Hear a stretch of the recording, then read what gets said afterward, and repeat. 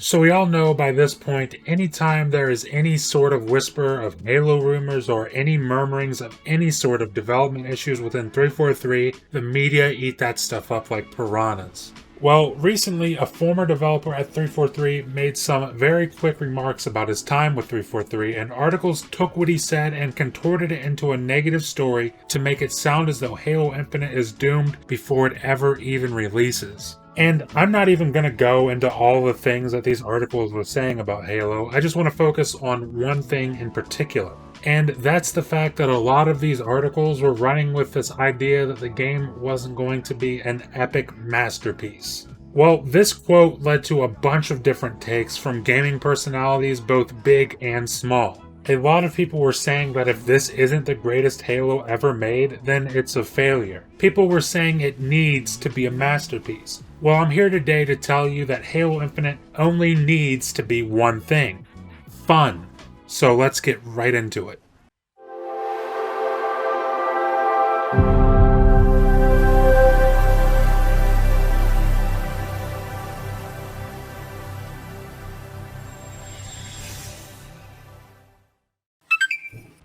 I'm gonna start way back at the beginning of Halo CE, a game I was first introduced to when I was about 9 years old. And back then, I didn't know any better. If you asked me why I loved Halo so much when I was 9 years old, I would have told you that the green guy is cool and killing aliens is awesome. You see, I didn't care about Halo's story when I was 9 years old. The only thing I cared about was that it was consistently the most fun I've ever had with a video game. Every time I picked it up, I had more fun than the time before, and that's a magical feeling for a 9-year-old kid. And it was much the same with both Halo 2 and Halo 3 thereafter. And the only reason I'm singling out Halo 1, 2, and 3 is because those are widely considered to be within the golden age of Halo. And make no mistake, I'd be inclined to agree with that. But from my personal perspective, when I originally played those games on the original Xbox and the 360, I wasn't lured in by the story. I was too young to fully appreciate the stories being told within that universe. I've mentioned in a few videos that I didn't fully grasp what was going on in the original Halo trilogy until I replayed them at 20 years old via Halo MCC on Xbox One. And this whole backstory is important because what kept me coming back to Halo versus any other game wasn't the story. It was the fun that I was having while playing it. It was the friends I made in those matchmaking lobbies in Halo over the years. It was the friends I made in school just by talking about Halo before class. You see, there's this idea that a game has to deliver a groundbreaking story to even be considered worth someone's time nowadays. And in some cases, that's a pretty fair point. I mean, at this point, a lot of us are grown-ups. We all understand that time isn't what it used to be when we were kids. And we all want to feel like our time and our money is being valued by these developers and publishers. But it's also important to note that not every game needs to have a Last of Us level story to be successful. And actually, Last of Us Part 2 is a great example for what I'm talking about right now. Last of Us Part 2, in my opinion, is one of the best stories ever told in a video game.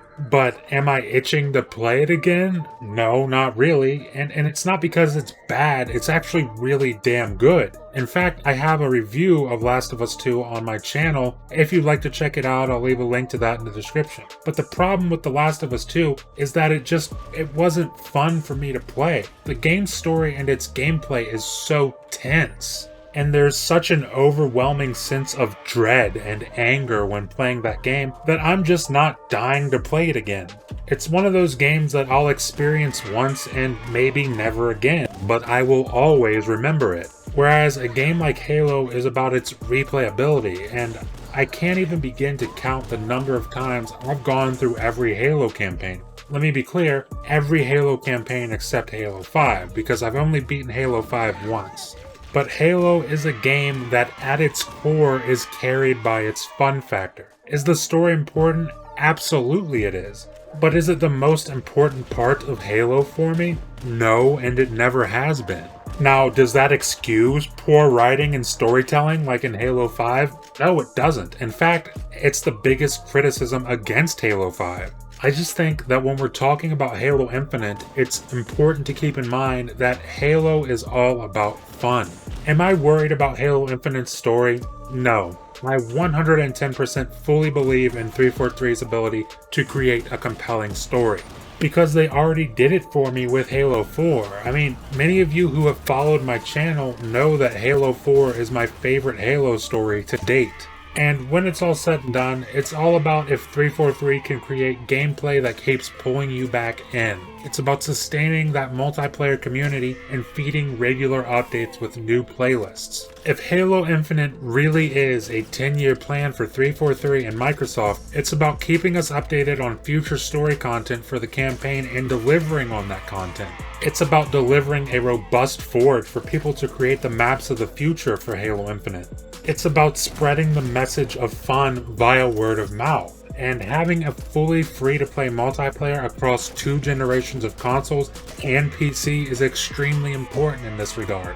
All of this is what's going to make Halo Infinite great.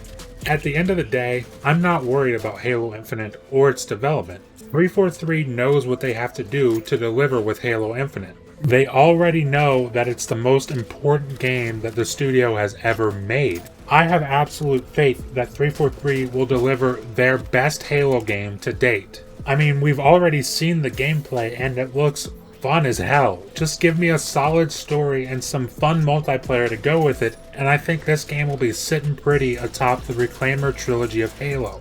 But that's really all I gotta say on this topic, but what do you folks think? What are your thoughts on Halo Infinite? What do you think it needs to be successful? Do you agree with me or disagree with me? Leave a comment below and let me know what you're thinking. Leave a like if you liked the video, and please remember to hit that subscribe button because it really does help the channel out a ton. Thank you for watching, and I'll see you in the next video.